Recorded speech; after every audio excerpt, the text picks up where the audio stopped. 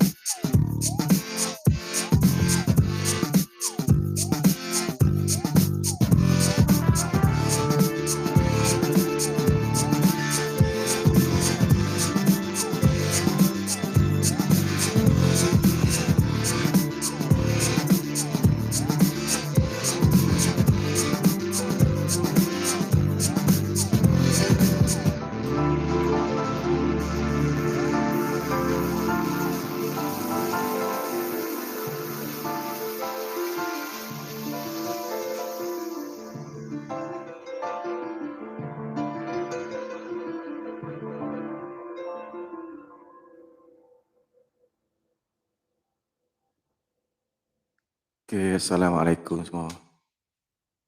So, hari ni pagi Ahad. Pagi Ahad. So, daripada kita duduk saja-sajalah pagi ni. Okay? Duduk saja pagi ni. Kita dengar bab kesempurnaan, kesempurnaan orang-orang yang betul-betul sudah makrifat. Macam mana orang yang sudah makrifat ni? Macam mana perangai dia, PA dia, perbuatan dia, percakapan dia. Okay, terdengar ini. Ini orang yang sudah sampai di puncaknya makam fana dan sudah turun ke sebelah, duduknya di makam baka. Makam baka ini orang yang melihat Allah itu melihat pula ciptaannya. Dan kalau orang yang di makam fana itu hanya melihat penciptanya, kadang melihat yang dicipta. Orang yang sudah mantap itu orang yang melihat pencipta sekaligus ciptaannya. Begitu dia melihat makhluk itu diciptakan oleh Allah. Nah, itu disebut ngarannya ahlut tamkin. Orang yang sudah mantap nih. Orang yang sudah mantap. Orang yang melihat Allah dan yang diciptakannya. Atau sebaliknya, orang yang melihat makhluk dan melihat penciptanya. Kada bisa lepas. Bila melihat makhluk, ingat Allah. Bila ingat Allah, ingat ciptaannya.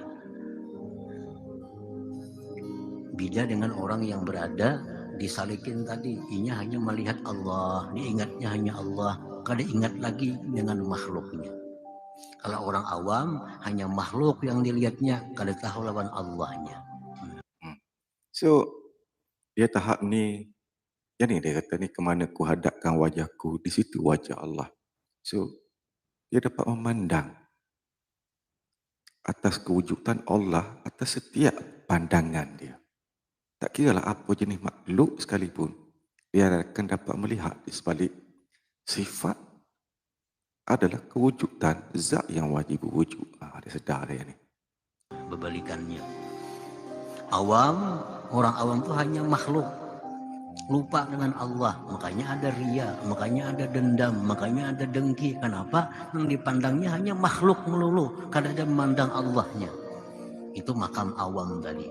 Sedangkan makam orang yang di puncak salikin, ini hanya memandang Allah. Kada memandang lagi makhluknya. So, apa yang dimaksudkan memandang Allah tu luas maksud dia. Bila dia nampak Allah atas sebalik segala sesuatu, dia tahu dah setiap apa yang berlaku, setiap pergerakan makhluk yang dia nampak tu, dia tahu dah sebalik tu adalah zat yang wajib wujud. Dan segala afa'al yang keluar daripada makhluk tu, itulah perbuatan Allah. Dia tahu dah mengenai iluh mahfuz itu, dia tahu qada dan qadar. Dia tahu segala kejadian berlaku di alam maya ni, semua duduk dalam kudrat irada Allah. Dia sedar, dia nampak lah. Dia nampak tauhid sifat, zat, afa'al. Dia tahu dah bab luh mahfuz, kudrat irada Allah, kehendak Allah, ketetapan Allah. Dia tahu semua dah benda tu. Dia sedar dah. Bukan saja melihat Allah, dia sedar segala-gala dah. itu belum sempurna juga. Walaupun sudah mendekati sempurna. Nah, yang paling bagus itu adalah kedudukan yang ketiga, di mana kita melihat ciptaannya, kita melihat kepada yang menciptanya. Bila kita ingat kepada Allah, kita ingat yang diciptanya. Nah, ini makam ahlut tamkin. Wa ibaratu ahli tamkin muqayyadatun bi quyudis syara' wa yukhatibuna bihal akharin ala wajhil hidayah wal irsyad. Orang-orang yang sudah mantap itu, ungkapan-ungkapan kalimatnya, kata-katanya itu terukur, terkait dengan kaitan syariat. Tingkah lakunya, tutur katanya, teratur dalam peraturan syariat Allah. Dan mereka menghitab dengan itu ibarat akan yang lainnya atas jalan memberikan hidayah dan petunjuk. Makanya mereka bisa membimbing orang. Nah, mereka bisa mengajarkan kepada orang. Karena tingkah lakunya, tutur katanya terkait, terukur dengan syara. Kalau orang yang salib tadi kada kau mengajar orang, habis mungkin orang menuruti kayak inya kelakuannya. Allah Ta'ala kayak kakawanan aja lagi. Karena saking merasa akrabnya tuh. Nah mereka tuh kada belum sampai kepada tingkatan memberikan hidayah petunjuk kepada orang lain. Nah kalau So, orang-orang tahap ni, dia tak sembang dah ilmu tauhid ma'rifatullah, dah kopi ke, ya, bercakap pasal ma'rifatullah. Bila dia melepak dengan orang ramai, dia takkan bercakap dah. Yang ni selalu dia bercakap bila orang datang untuk mencari kefahaman di dalam ilmu tauhid ma'rifatullah. Yang sebenar-benar ingin duduk di dalam ilmu tauhid ma'rifatullah. Betul-betul ingin faham pak ilmu tauhid ma'rifatullah. Baru dia buka pada orang tersebut. Orang yang sudah duduk di makam yang baka ini, kalimat-kalimat yang diucapkannya, yang dituturkannya itu adalah memberikan petunjuk dan irsyad kepada selainnya. Baik ungkapannya kepada Allah, maka ungkapannya kepada Allah itu bisa dijadikan amalan oleh orang yang lain. Misalnya mereka munajat kepada Allah. Nah kalimat-kalimat itu bisa kita pakai. Karena mereka orang yang sudah mantap itu perkataannya sesuai dengan aturan syariat Allah Subhanahu wa ta'ala. Nah kaibarati ba'dihim hina yunaji rabbah, seperti ibarat ungkapan-ungkapan sebagian mereka ketika mereka munajat kepada Allah. Apa munajatnya orang-orang yang sudah sampai ini? Ilahi anta uddati bi syiddati wa mu'nisi bi wahdati wa hafizi bi gurbati wa dalili bi hayrati wa malja'i iza dhaqat alayya nafsi anta hasbi fa ni'mal hasbu hasbi wa anta rabbi fa ni'mal rabbu rabbi. Nah, ini munajat mereka kepada Allah. Kita turuti, bagus. Karena memang ibarat mereka itu adalah hidayah kepada kita, irsyad pendidikan kepada kita. Ilahi anta uddati fi syiddati. Ya Allah, engkau adalah bekalku pada kesulitanku. Engkau adalah bekal dalam menghadapi kesulitan. Wa mu'nisi fi wahdati, engkaulah penghiburku pada waktu aku sendiri. Wahafizi bi gurbati, engkaulah yang menjaga aku pada keterasinganku. So orang-orang ni selalunya dia merasai selalu bertemankan Allah. Dia selalu ingat Allah. Dia selalu berkata-kata dengan Allah. Orang seperti ini dia selalu berharap dengan Allah. Dia tak pernah sunyi duduk bersendirian. Diri dia selalu dapat rasa dia berserta dengan Allah. Allah selalu berserta dengan dia. Yang ni kemana saja dia hadapkan wajah dia, nampak zat yang wajib wujud meliputi. Dan Allah dapat melihat, mendengar, memandang di sebalik zat-zat yang meliputi seluruh alam ni. Dia sedar macam. So orang-orang ni selalunya dia menikmati kehidupan. Dia dengar muzik, dia tahu muzik adalah ciptaan Allah. Begitu nikmatnya muzik, begitulah kehebatan Allah. Dia melihat warna sekalipun dia melihat kehebatan Allah. Apatah lagi kalau dia dapat memandang kecantikan seluruh alam ni. Dia nampak maha besarnya Allah, maha hebatnya Allah. Nak duduk tenggelam di dalam keadaan rasa dan selalu dapat merasai kehadiran Allah, kebesaran Allah, kehebatan Allah ni bukan senang. Bagi saya lah, nak pergi pada tahap ni tetap kena pergi kepada yang tak ramai orang boleh pergi. Tahap fakir, miskin, hina, dina. Maksudnya kefakiran dan kehambaan. Dalili fi hairati, engkaulah ya Allah petunjukku dalam kebingunganku. Wa malja'i iza dhaqat alayya nafsi, engkaulah tempat aku bersandar bila mana sempit atasku diriku. Engkau adalah yang mencukupi aku. Sebaik-baik orang yang mencukupi adalah orang yang mencukupi aku. Engkau. Orang-orang tahap ni dia dah sedar dah segala apa yang dia dapat, apa yang ada pada diri dia, pada keluarga dia, dia sedar. Orang-orang ni selalunya dia sedar dah semua pemberian Allah. Dia tak nampak langsung dah apa sekalipun hak milik dia. Ni. So dia nampak apa yang dia ada, tak kira apa yang ada dalam rumah dia, dia tahu. Semua adalah barang pinjam. Dia tengok anak pun barang pinjam. Dia tengok isteri itu Allah yang bagi pinjam. Dia tak merasai dah hak milik dia. Orang ni. So, dia sedar sentiasa. Dia tidak mempunyai kemilikan di atas apa yang dia miliki. Dia sedar itu adalah barang pinjaman Allah. Orang-orang ni dia tak sombong dah. Dia tak takabur dah. Kita ada dah nak bangga diri, nak khianat, nak dengki. Kenapa? Bukan saja dia merasai dia tidak mempunyai milik di atas segala sesuatu yang dia ada, dia nampak semua hak milik Allah. Yang Allah pinjamkan kepada seluruh manusia. Dan termasuk diri dia juga. Dia tak ada dah sombong. Apa yang dia dapat, dia tahu Allah pemudahkan untuk diri dia. Dia tetap bergerak, dia tetap bekerja. Tapi Allah yang pemudahkan untuk diri dia selalunya. Adalah Tuhanku, sebaik-baik Tuhan adalah Tuhanku. Nah ini munajatnya orang yang sudah ahlu tamkin, ahlul baqa. Sesuai dengan apa yang diatur dalam syariat, beradab dengan Allah Subhanahu wa taala, sehingga bisa kita contoh. So, orang-orang yang duduk di sinilah selalunya dia tak nak sembang dah bab ilmu tauhid makrifatullah ni. Saya ni kalau ikutkan tak berminat dah sebenarnya nak buat live, tapi memikirkan adalah segelintir sebab bila bercakap bab ilmu tauhid makrifatullah, bab ketuhanan ni, senang sangat orang tuduh sesat. So, bukan ramai peminat pun. So, buat YouTube mengenai jalan ilmu tauhid makrifatullah, pertama sekali kita boleh bercakap yang benar. Yang benar. So, bukan ramai penonton pun. Bukan boleh buat duit pun.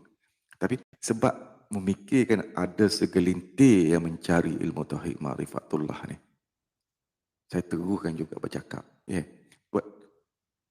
Bila kita nak bercakap di atas ilmu, sekadar ilmu mengenal Allah, begitulah yang ramai. Tapi yang ramai ni tak boleh nak bawa amal. Macam mana nak duduk dalam satu-satu keadaan tu? Lebih berlega di atas ilmu sahaja. Bisa kita tiru munajat mereka itu. Para muhibbin rahimakumullah. Wa ka'ibarati ba'dihim hina ya'idhun nas, dan seperti ibarat mereka ketika mereka memberikan mau'izah kepada manusia. Nah, ungkapan-ungkapan orang yang ahlu tamkin ini pun kalau mereka memberikan mau'izah kepada manusia, itu hidayah, irsyad kepada manusia, petunjuk kepada manusia. Kadang membingungkan dan kadang membahayakan kalau dipakai apa yang diungkapkan oleh mereka itu. So, orang-orang yang tertentu yang sampai pada satu tahap kefahaman, dia tak nak bercakap dah. Dia tak nak cakap dah pasal ilmu tauhid makrifatullah ni. Dia akan lebih berdiam diri. Dia lebih menjauhkan diri daripada orang ramai. Kalau orang bercakap bab ilmu tauhid ma'rifatullah di kedai kopi pun dia tak join dah. Dia senyum saja, dia melihat saja orang bersembang. Okay. So, dia tahu orang-orang yang cuma bersembang di atas ilmu saja. Tapi mereka tak betul-betul mempunyai satu kefahaman yang jelas di dalam ilmu tauhid ma'rifatullah. Ke mana hala tuju yang kita nak bawa jalan mengenal Allah ni, jalan ilmu tauhid ma'rifatullah, jalan tasawuf, jalan sufi. Sebab sedikit sangat manusia yang boleh pergi pada kefakiran ataupun kehambaan. So, mereka mengingati bila belajar ilmu tauhid ma'rifatullah ni, dia pergi pada kelebihan. Okay, kelebihan. Tapi orang-orang yang dah sempurna dan makrifat, dia orang tak nak apa-apa kelebihan. Dan kehebatan orang-orang ini sebab dia boleh pergi atas betul-betul keredaan, betul-betul tawakal, betul-betul ikhlas, betul-betul tahap kefakiran yang tak mempunyai milik apa sekalipun. Dia sedar semua barang hak milik Allah. Dia sedar apa sekali yang berlaku pada diri dia, apa yang berlaku pada seluruh alam cakrawala ni, inilah afa'a Allah, inilah kehendak Allah, inilah yang telah Allah tetapkan berlaku di dah siap tertulis di Lauh Mahfuz. Dia dah pergi tahap ni dah. Apatah lagi bila pergi tahap kehambaan. Dia tak nak bercakap sangat dah. Dia nampak yang dia ni tak mempunyai kemampuan, kehebatan. Dia nampak semua ni adalah kudrat iradat Allah. Yeah. Berarti contohnya, man aqbala 'ala Allah, aqbala Allahu 'alaihi. Wa man a'rada 'anillah, a'rada Allahu 'an. Wa man kana marratan bimarrah, kana Allahu kadzalik. Nah, ini ungkapan nasihat orang yang sudah di maqamul baqa kepada kita. Barang siapa yang berhadap kepada Allah, Allah pun akan berhadap kepadanya. Nah, bila kita ni berhadap kepada Allah, Allah akan berhadap kepada kita. Berhadapnya Allah kepada kita macam apa? Memberikan rahmat kepada kita, memberikan ketentraman kepada kita, memberikan ketenangan kepada kita. So, bila kita selalu berserta dengan Allah, bersama dengan Allah, berkata-kata dengan Allah, faham? So, kita tak pernah sepi walaupun sendirian. Sebab tu orang-orang yang dah sempurna makrifat selalunya, dia ingin berjauhan daripada manusia. Dia tak nak berkumpul bersama manusia dah. Kalau dulu dia selalu sembang kedai kopi, selalu duduk melepak dengan kawan-kawan, dia dah kurang dah, dia tak nak dah. Dia lebih suka bersendirian bersama Allah. Ingat Allah. Dia merasai Allah selalu berserta dengan dia. Allah tu begitu hampir dengan dia. Nak pergi sampai tahap dapat merasai dah. Orang yang merasai ni dah, dia tak nak dah sembang-sembang, nak membawa, nak bising, nak kecoh, nak kepo. Dia lebih banyak berdiam diri. Okay. Kalau perempuan dia dapat tahap ni lagi cantik. Dia duduk kat rumah pun tak bising, dia buat kerja rumah, dia masak, dia simpan. Dia tahu apa yang berlaku itu ada dalam ketetapan Allah. Semua ada tertulis di Lauh Mahfuz dah. Contoh pinggang pecah dekat dapur, dia tak bising. Dia tahu itu adalah barang yang Allah pinjam. Kalau Allah tak bising, Allah tak marah. Buat apa dia nak marah? Yang Allah pinjam. Dia pecah-pecah, beli yang lain. So, orang-orang yang sampai tahap ni, dia dapat satu ketenangan jiwa dah. Dia dapat betul-betul merasai dah. Dia dapat betul-betul dapat melihat dengan hati nurani dia apa yang berlaku sekalipun semua afaat Allah. Termasuklah bila corona melanda, apa yang berlaku. Ini adalah afaat Allah. Ketetapan Allah. Inilah yang Allah dah tetapkan akan berlaku pada seluruh makhluk. Termasuklah rakyat Malaysia. Dan dia dapat renungi di sebalik ni. Dia baru dia tahu. Ramai yang tahu. Kita ni tak mempunyai kudrat. Tak ada pun. Kita tak boleh nak mengelak daripada corona. Cuma kita dapat berharap dengan Allah diberikan perlindungan dan kesihatan. Tidak dijangkiti oleh coronavirus. Masa inilah ramai yang tak dapat bekerja. Ramai yang mempunyai masalah keuangan. Dan dalam masa corona adalah masing-masing mulalah Selalu ingat Allah, berharap dengan Allah. Tapi dia lain dengan orang-orang yang betul-betul dah makrifat dah. Dia selalu berharap dengan Allah. Bukan saja musim corona, sebelum ataupun selepas corona sekalipun, dia selalu dapat melihat kebesaran Allah, kehebatan Allah. Ya. Kalau kita beribadah kepada Allah, berhadap artinya. Allah pun akan berhadap kepada kita. Artinya akan tercurah rahmatnya, petunjuknya, perlindungannya, dan ketenangan. Untuk saya lebih, bila kita pergi pada satu tahap, kita lebih nak mendapatkan ketenangan. Orang-orang ni, dia dah mula dapat ketenangan dah. Dia boleh terima dan meredai apa saja yang berlaku. Sebab dia tahu itulah kehendak Allah. Itulah yang tertulis di Lauh Mahfuz. Itulah yang Allah akan tetapkan berlaku. Dia boleh menerima. Dia faham daripada ni. Yeah. Dia dah faham dah. So, kalau ada kehilangan apa sekalipun dia tahu. Itu adalah kehendak Allah. Allah yang ambil. Sebab itu adalah barang hak milik Allah. Yang Allah pinjamkan pada diri dia. Dia tak akan risau dah. Dia tak berkeluh kesah dah. Walaupun apa yang berlaku pada diri dia. Dia nampak Allah sentiasa. Man a'rada 'anillah a'radallahu an. Siapa yang berpaling dari Allah, Allah pun berpaling daripadanya. Namun orang berpaling dari Allah, orangnya kada beribadah, ada menghadap Allah, lalai lupa kepada Allah, Allah pun berpaling daripadanya, jauh daripada rahmatnya, daripada perlindungannya. Barang siapa sekali-kali menghadap, sekali-kali berpaling, Allah pun demikian pula. Nah, ini ibarat ini ungkapan nasihat dari orang yang sudah berada di Maqamul Baqa. Nah, nasihat mereka itu adalah hidayah kepada kita, petunjuk, bisa kita pakai, bisa kita turuti. So, tujuan kita belajar ilmu tauhid ma'rifatullah ni sebenarnya bukan nak dapatkan kelebihan. Kita nak mendapatkan keredaan Allah. Nak merasai kehampiran Allah kepada diri kita. So, kita nak ketenangan. Nak ketenangan ni, kita kena sedarlah. Diri kita tak berdaya upaya. Bukan sekadar kita sebut saja la haula wala quwata illa billah. Dia duduk pada rasa dah. Kita merasai dan sedar sentiasa yang kita memang tak ada daya upaya. So, kalau dulu kita hebat dalam mencari rezeki ke sana ke sini, apa yang kita buat semua jadi. Semua sentuhan kita menampakkan hasil.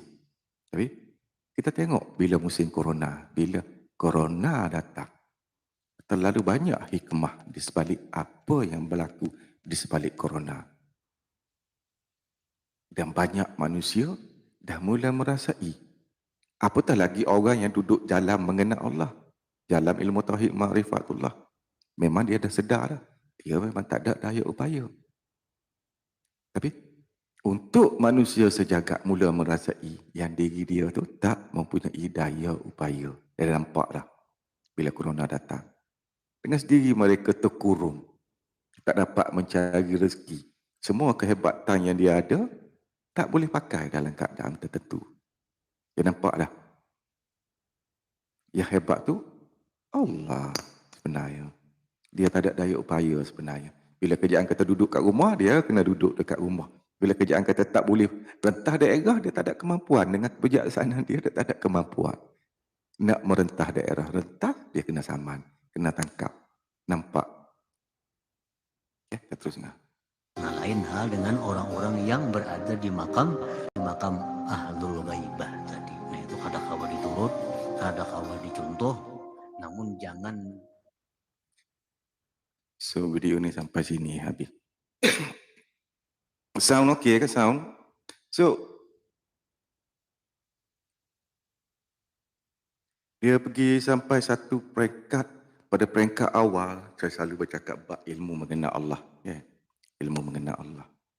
So, kita lebih suruh memandang zat yang wajib wujud. Tapi ramai yang masih tak faham. Ada yang bertanya macam mana Allah tu. Diri Allah, diri Tuhan yang sebenar. Dia tidak mempunyai awal, dia tidak mempunyai akhir. Dia wujud sebelum seluruh alam semesta ni wujud. Dia sudah ada. Okay. Dan selepas seluruh alam semesta termasuk kewujudan diri kita sekalipun, dan selepas kita tiada, selepas seluruh alam semesta ni musnah, Allah tetap ada. Okay. Diri dia yang sebenar tidak mempunyai awal, tidak mempunyai akhir. Dia bukan berjisim, dia tak berjirim. Dia tak berzat. Dia bukan lelaki, dia bukan wanita. Dia tak ada bentuk, dia tak ada rupa. Dia bukan color, dia bukan warna. Dia bukan suara. Dan diri Tuhan yang sebenar-benar, kita tak boleh umpamakan di atas segala kewujudan yang ada. Itu diri Tuhan, diri Allah yang sebenar-benar. So, macam mana kita nak mengenali dia? Macam mana kita nak mengenali Allah? Kalau benda tak berjisim, tak berjiring, tak berzat, macam mana kita nak lihat dia? Macam mana nak kenal dia? Kita boleh kenali dia melalui ciptaan-ciptaan yang diciptakan oleh Allah. So, bila Allah nak menzahirkan segala kewujudan yang ada, Allah ambil sebahagian daripada diri dia. Bila sebut sebahagian, orang kata sebahagian tu banyak. Sebahagian daripada diri dia lebih kecil daripada sebiji pasir. Ataupun sebesar sebiji sawi. Atau macam sebiji pasir di padang pasir. Ataupun macam setitis air. Seluas lautan tu cuma sekadar setitis saja. Kalau mengikutkan sains, cara kajian sains mengatakan kewujudan seluruh cakrawala dan segala kewujudan yang ada ni datang dia daripada God particle. God particle ni jisim ketuhanan, jirim ketuhanan yang lebih kecil daripada lebih kecil daripada sebiji atom. Bayangkan, halus saja. Zat partikel ni, zat ketuhanan ni, macam mana terciptanya seluruh cakrawala termasuk diri kita bila berlaku Big Bang, dia kata. Letupan besar dan terzahirlah heat bosom. Heat bosom ni padan zat. So, dalam agama Islam mengatakan berlakunya bila Allah ambil sebahagian daripada diri Allah tu, mana diri Tuhan yang sebenar-benar tu tak terjejas langsung. Sebab lebih kecil pada sebiji pasir. Tak menjejaskan kesempurnaan Allah. Dan Allah berkata, kun pada yang lebih kecil daripada sebiji pasir itu. Dan berlaku retik dan peristiwa daripada sekali kun sahaja. Dan terciptalah zat yang maha halus, yang berwajah, yang bercahaya, yang merupakan unsur. Ini penting sekali. Yang merupakan unsur, zat yang maha halus merupakan unsur kepada segala kewujudan yang ada. Segala ciptaan yang ada. Yang ini kena jelas. Yang sebahagian daripada diri Allah lebih kecil pada sebiji pasir. Bila Allah kata kun, terzahirnya zat yang maha halus, yang merupakan unsur kepada segala ciptaan yang lain. Dan daripada retitan tu terzahirnya padan zat. Daripada padan zat bercantung terbentuknya sifat bumi, bulan, bintang, bukit, pokok dan seluruh kewujudan yang ada. Kita panggil mungkin wujud yang mungkin. Kenapa? Sebalik sifat tu kita nak sebenarnya adalah zat yang wajib wujud datang daripada yang maha halus, sebahagian daripada diri Allah. Jadi ini adalah asas dalam ilmu tauhid. Makrifat tu makrifatullah, asas untuk mengenal Allah. Daripada mana? Semua kejutan yang ada adalah datang daripada zat yang wajib wujud, datang daripada yang maha halus, sebahagian daripada diri Allah. Yang kita umpamakan, kita ni adalah belalai gajah, kita bukan gajah. Tapi kita tak terpisah daripada gajah. Dan segala gerak yang datang daripada belalai gajah adalah kehendak gajah. Gajah yang gerakkan. Belalai tak boleh bergerak sendiri, melainkan gajah yang gerakkan. So, begitulah kehidupan kita. Kita rasa kita berfikir, kita berusaha, kita bergerak, kita berikhtiar. Padahalnya semua datang daripada Allah. Sebab apa? Allah pinjamkan kita 7 sifat makni yang paling simple lah. Yang paling asas. Kudrat, iradat, samu', basar, kalam, ilmu, hayat. Hayat, kehidupan. Ya, kehidupan hidup tu adalah antara sifat Allah, Allah pinjamkan. Sebab kita ni barang mati sebenarnya. Dan diberikan hidup, sifat hidup adalah sifat Allah. Ya. Dan kita dapat menjalani kehidupan. Dan kudrat, segala kudrat yang ada pada diri kita adalah barang pinjam, hak milik Allah. Iradat, kehendak, Allah pinjamkan. Ilmu, apa ilmu yang ada? Apa ciptaan yang wujud di atas muka bumi ni? Tak ada satu pun ciptaan manusia, melainkan semua ciptaan Allah. Dengan kudrat iradat Allah. Dengan ilmu Allah. Nampak tak?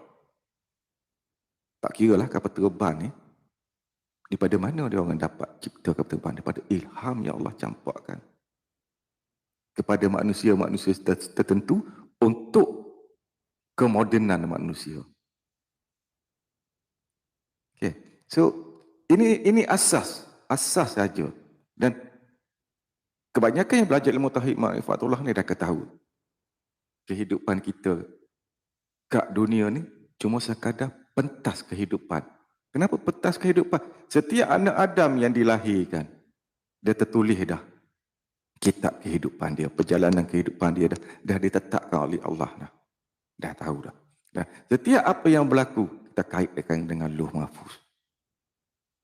Lauh Mahfuz, ciptaan Allah, kita berada di dalam Lauh Mahfuz dan kita tak pernah boleh lari daripada Lauh Mahfuz, daripada kudrat iradat Allah. So semua duduk dalam plan Allah, percaturan Allah. Dia tahu dah semua orang.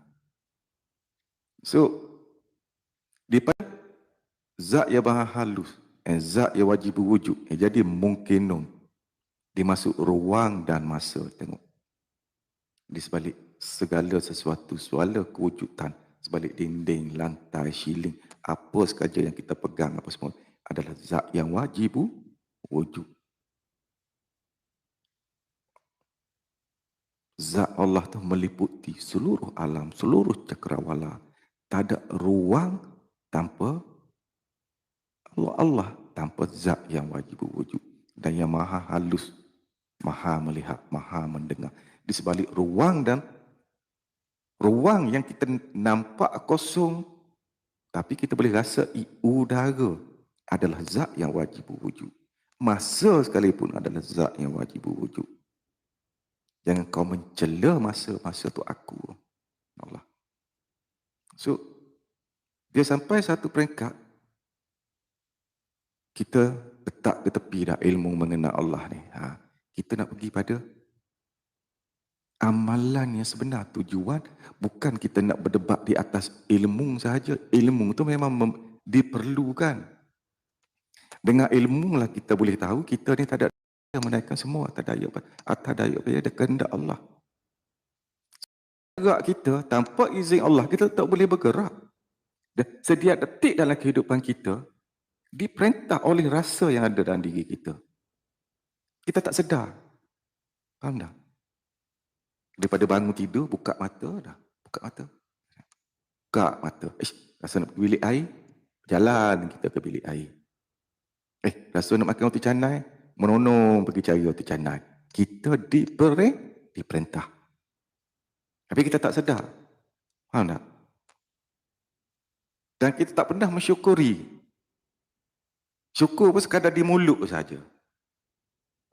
Syukur di mulut saja. Sebenar-benar rasa syukur tu tak datang dalam diri kita. So, orang-orang yang duduk jalan ilmu tauhid, ma'rifatullah, jalan tasawuf, jalan sufi ni, selepas dia mengenal Allah, dia melalui proses pembersihan diri dia. Sebelum ni dia merasa dia yang berdaya upaya, dia yang hebat, dengan kudrat iradat dia lah, dia dapat segala kewujudan yang ada kat rumah dia ni. Dia nampak isteri hak milik dia, anak hak milik dia, kereta apa yang ada semua hak milik dia.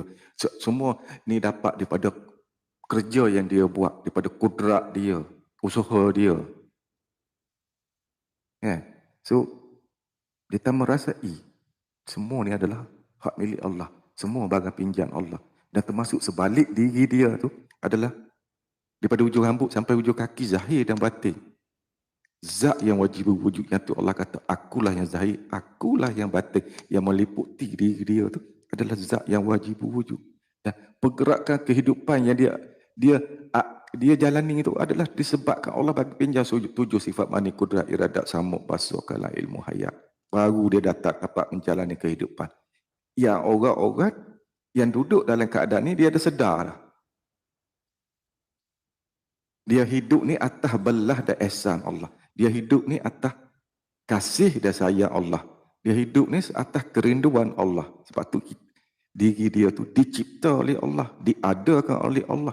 Sebab Allah ingat dia sayang pada dia. Dia sedar selalu. Dia tak punya apa milik. Dia tak mempunyai kudrat. Dia tak mempunyai upaya melainkan semua kudrat iradat Allah. Dia ni tak berilmu, tapi Allah yang bagi kejadikan. Allah yang campakkan ilmu. Dia sedar dah. Yang orang tahap ni dia boleh pergi kepada kefakiran, kehambaan. Bukan nak pergi atas kehebatan. Berdegar-degar di atas ilmu mengenal Allah, tapi tak boleh bawa amal. So kita dengar satu lagi video. Saya pasanglah yang mana-mana kali pun. Sebelum azam zuhur. Okey.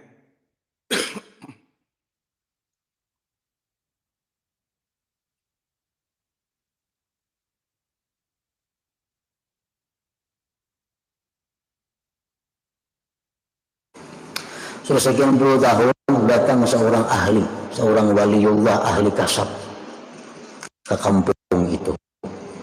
Melihat orang kampung itu mengeramatkan. Pasangnya lain.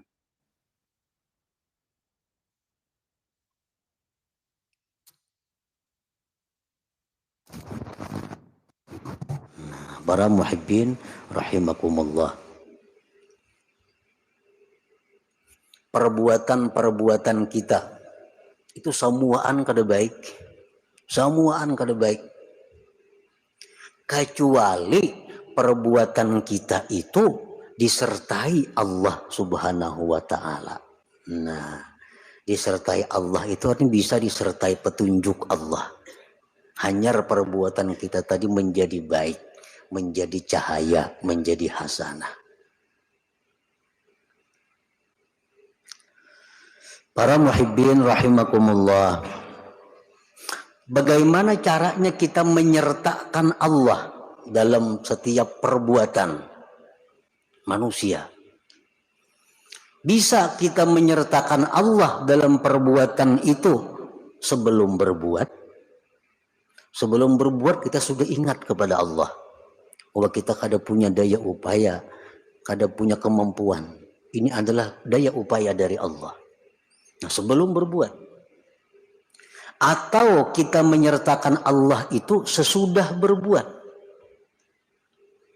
Sesudah kita berbuat, lalu kita menyadari bahwa perbuatan itu adalah merupakan perbuatan Allah Subhanahu wa taala pada hakikatnya. So kita dengarlah video ni. Sebab apa video ni awak dengar sekalipun, apa yang saya sudah cakap tadi. Atau waktu sedang berbuat. Nah, terserah kita mana yang kita ambil yang nyaman.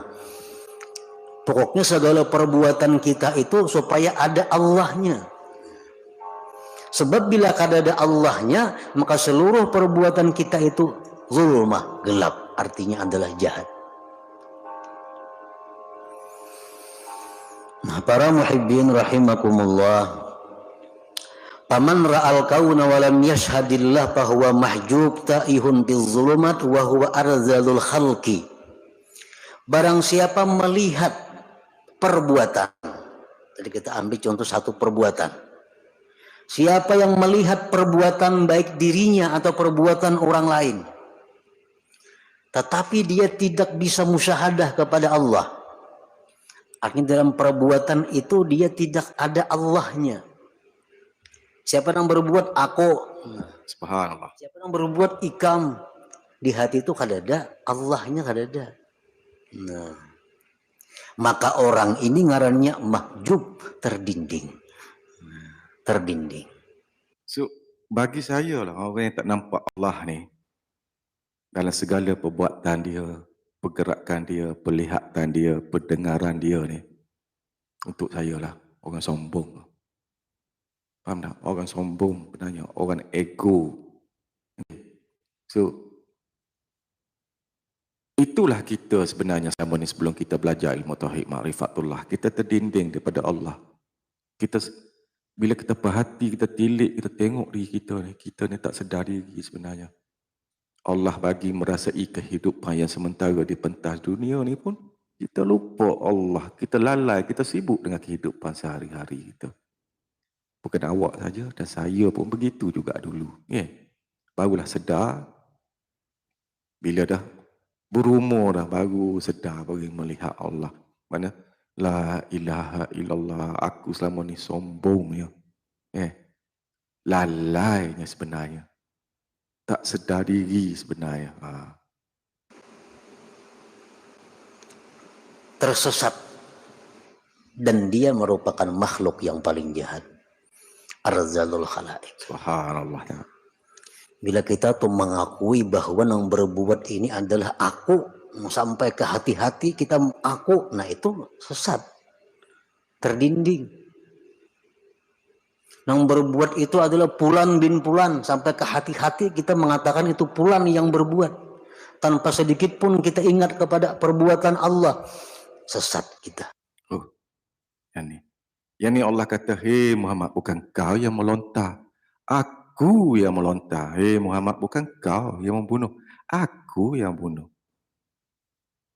Kita tak nampak itu adalah perbuatan Allah. Yang tu kita marah, dendam. Sesat.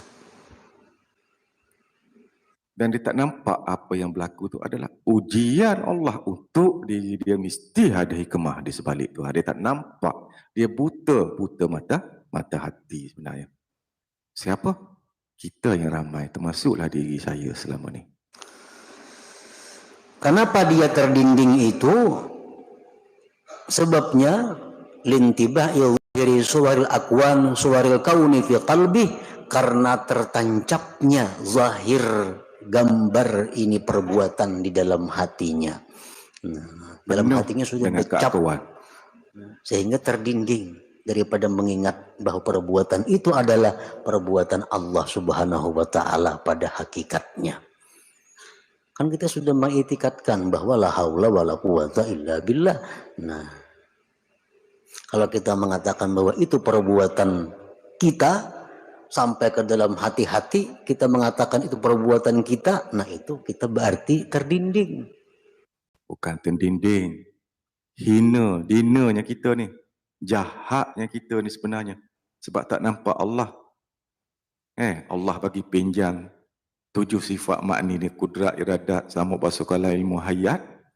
Kita rasa, kita kata hak milik kita, penuh dengan keakuan. Subhanallah. Kita teruskan. Nah, apabila kita ini orang yang terdinding, kita orang yang sesat, pata'atu minhu sayyi'ah, amal taat yang kita lakukan itu menjadi kejahatan. Subhanallah.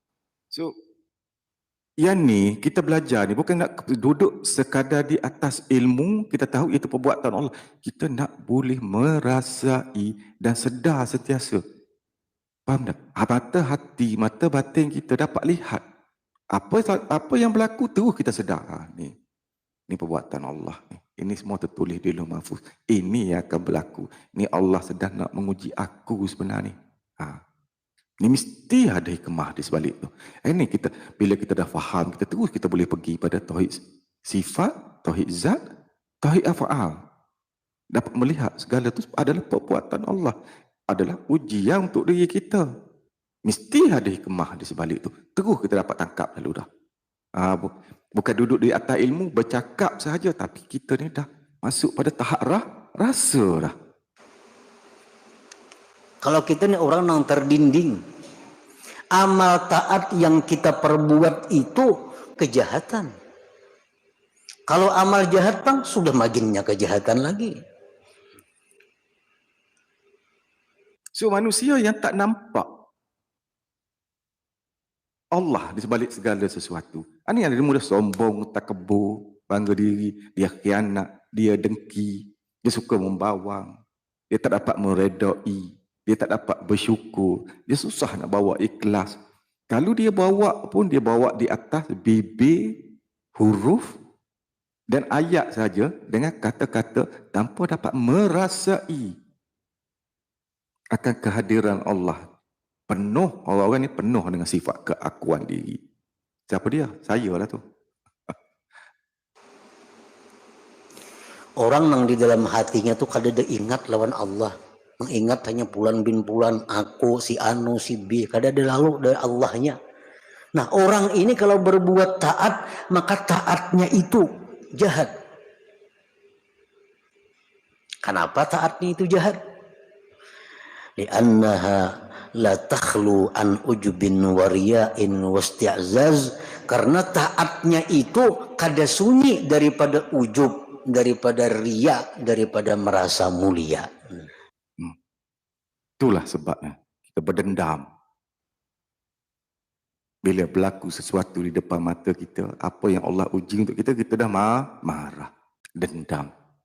Sebab itu kita boleh buat sombong, takabur.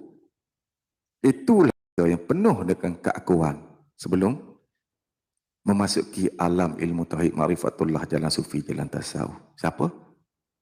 Awak dan saya lah dulu. Macam mana betul tak tu?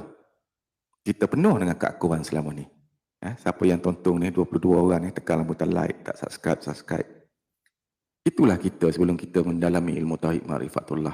Tak perlu ramai bab ilmu ni untuk orang-orang terpilih tertentu sahaja. Okay? So, itulah kita sebenarnya. Penuh dengan sombong. Penuh dengan keakuan. Tak nampak apa pun, tak nampak perbuatan Allah. Tak nampak semua itu tertulis di Lauh Mahfuz. Tak nampak kudrat iradat Allah. Itulah kita dulu. Yeah. So, jangan duduk di atas ilmu biar dapat merasai ke dalam hati nurani kita, sanubari kita. Kita tak ada daya upaya.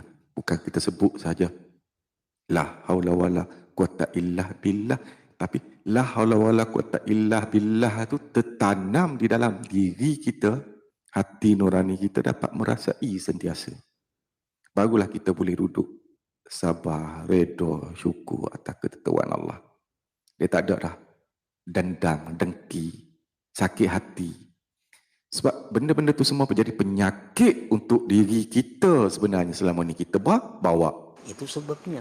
Kenapa? Karena ini kada ingat lawan Allah.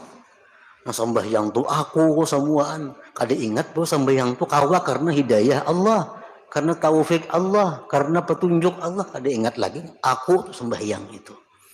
Ujub ngarannya. Ini sembahyang mengharapkan balasan orang lain. Mengharapkan pujian orang lain. Riya ngarannya. Ini sembahyang alunya merasa lebih baik pada manusia lainnya. Ini merasa lebih mulia daripada orang lainnya. Isti'azaz ngarannya. Nah ibadah itu bila macam ini halnya, ibadah itu berubah menjadi kejahatan. Nah jadi kalau kita ini golongan-golongan orang yang mahjub, ibadah apapun yang kita lakukan bukan pahala yang kita dapat, tapi sayyi'ah, kejahatan. Sebab apa yang kita buat, kita solat ke, kita berzikir ke, kita puasa ke, Apa sekali yang kita buat, bersedekah ke, kita tak mengharapkan pahala. Kita duduk jalan ilmu tauhid ma'rifatullah ni, kita tak berharapkan pada pahala. Bukan sebab kita takut pada neraka, bukan sebab kita berkehendakkan syurga. Kita buat kerana Allah. Apabila kerana Allah, ini lillahi ta'ala.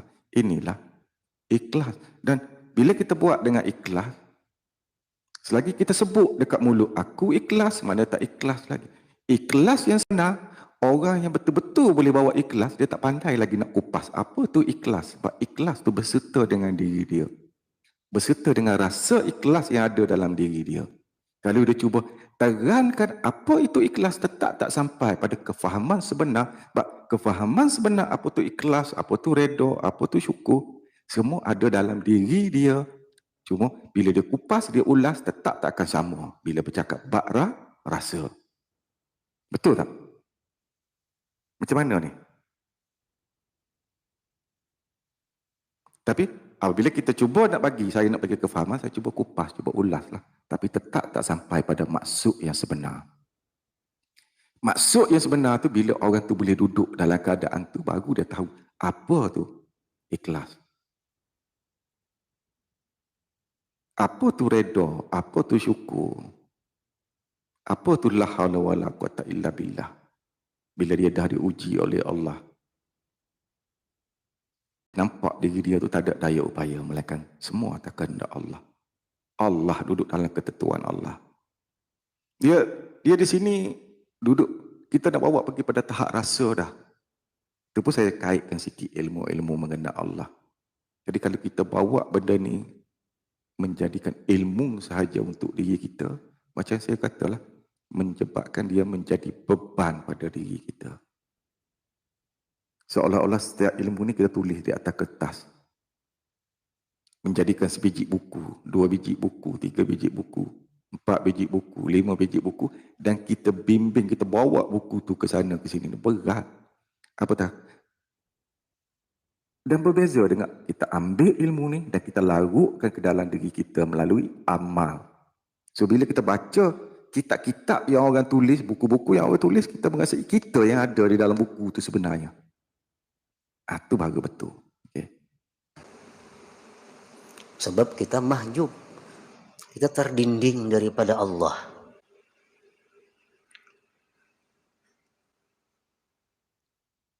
Okey. Habis. So cukuplah untuk pukul 1 dah, nak zuhur dah. Okay. So jangan ilmu tauhid ma'rifatullah, jalan tasawuf, jalan sufi ni kita cuma bawa di atas ilmu saja. Bawa di atas amal, kefahaman di dalam setiap nafas kehidupan kita, setiap dengup jantung kita, dalam setiap perbuatan kita dalam kehidupan sehari-hari. InsyaAllah, bila boleh pergi pada sini, kita akan lebih tenang. Kalau perempuan dia tak suka dah membawang ni, dia tak suka dah. But dia duduk bersendirian, dia lagi seronok sebab dia berserta dengan Allah. Dia tahu Allah berserta dengan diri dia. Allah tu tak jauh pada diri dia. Allah ni meliputi diri dia. Allah ni meliputi seluruh cakrawala, dia termasuk sebalik dinding dan lantai. Dia tahu. Dia sedar. Dia selalu ingat Allah. Sadar Allah. Berharap dengan Allah. Berkata-kata dengan Allah. Mengadu dengan Allah. Dia pergi tahap ni dah. Dia tak ada dah sombong ke, takbur ke, nak bangga diri ke, nak khianat ke, nak dengki ke. Tak ada dah.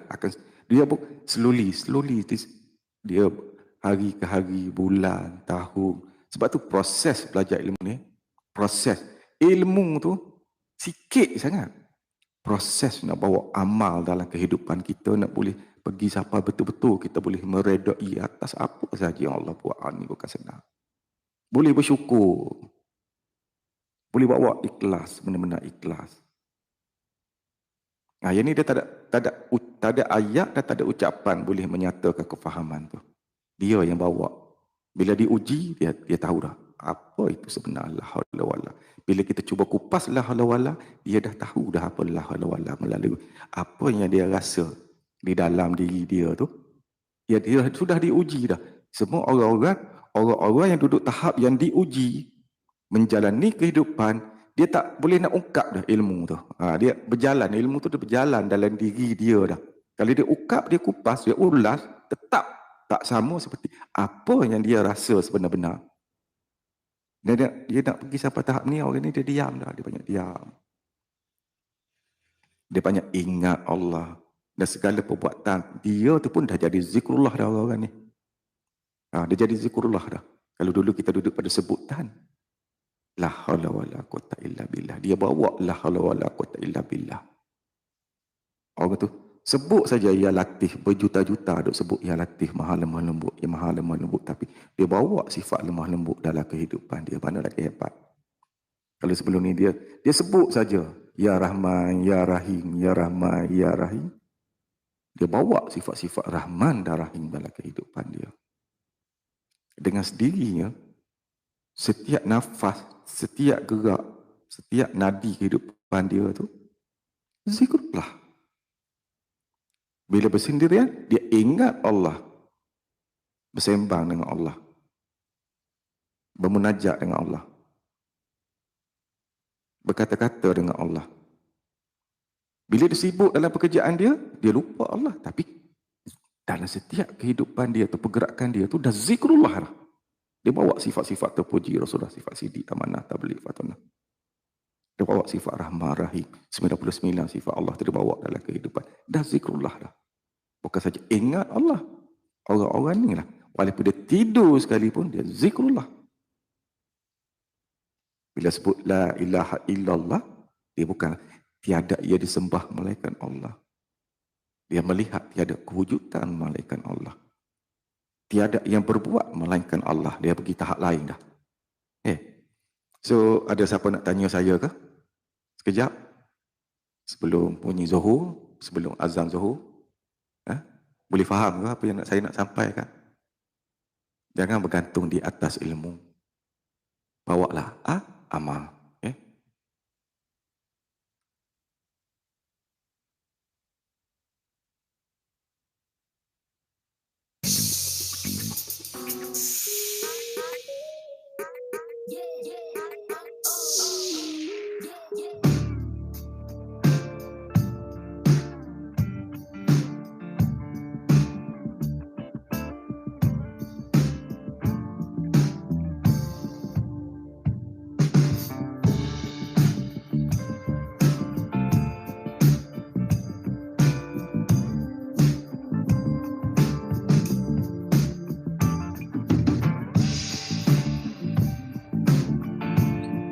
Sudahlah mencari Allah.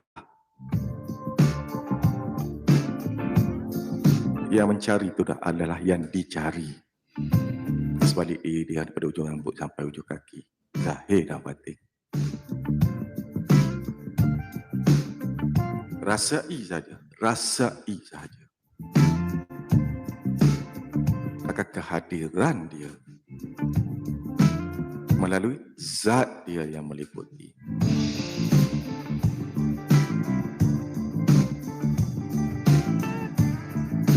Ada apa-apa nak tanya saya ke? Sebelum azam zuhur.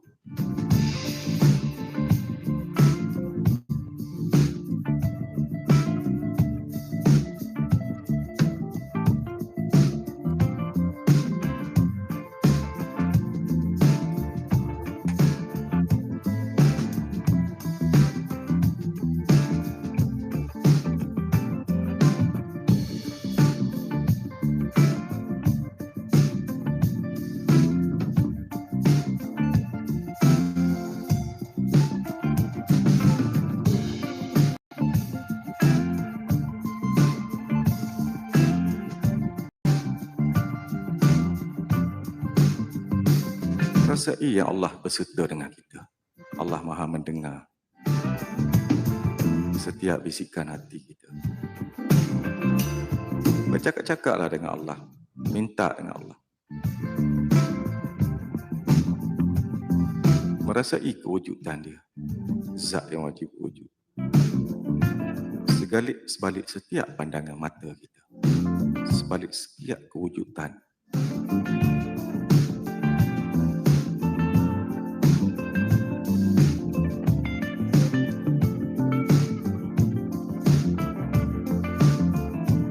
InsyaAllah malam ni pukul 10 mungkin saya live, insyaAllah. Saya nak bawa awak dapat biar merasai rasa, bawa rasa tu. Jangan dengar sekadar ilmu sahaja. Dia boleh dapat bawa rasa tu. Sadar selalu. Mana kita nak pergi pada sini.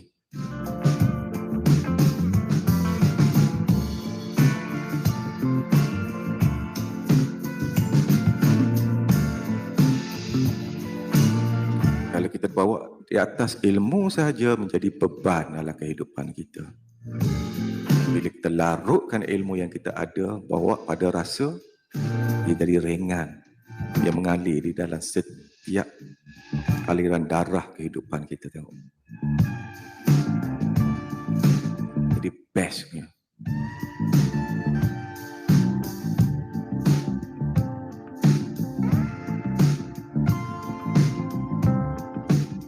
Duduk sendirian pun kita rasa best. Kita lebih seronok duduk bersendirian daripada duduk dalam keramaian. Dia syok duduk seorang, syok saja. Dia sedar Allah. Dia dengar Allah. Dia lihat Allah.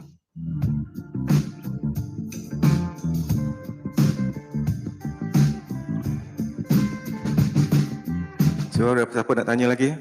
Tak ada nak tanya ke?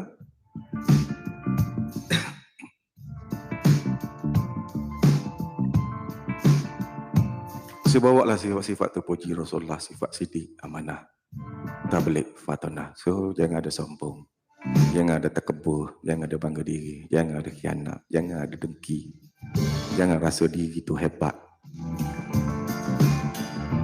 Baru kita boleh hidup dengan aman. Baru Allah kata, wahai jiwa-jiwa yang tenang, kembalilah.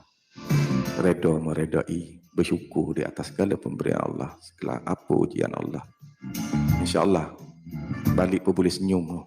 InsyaAllah. Okey. Bye semua. InsyaAllah malam ni kita jumpa.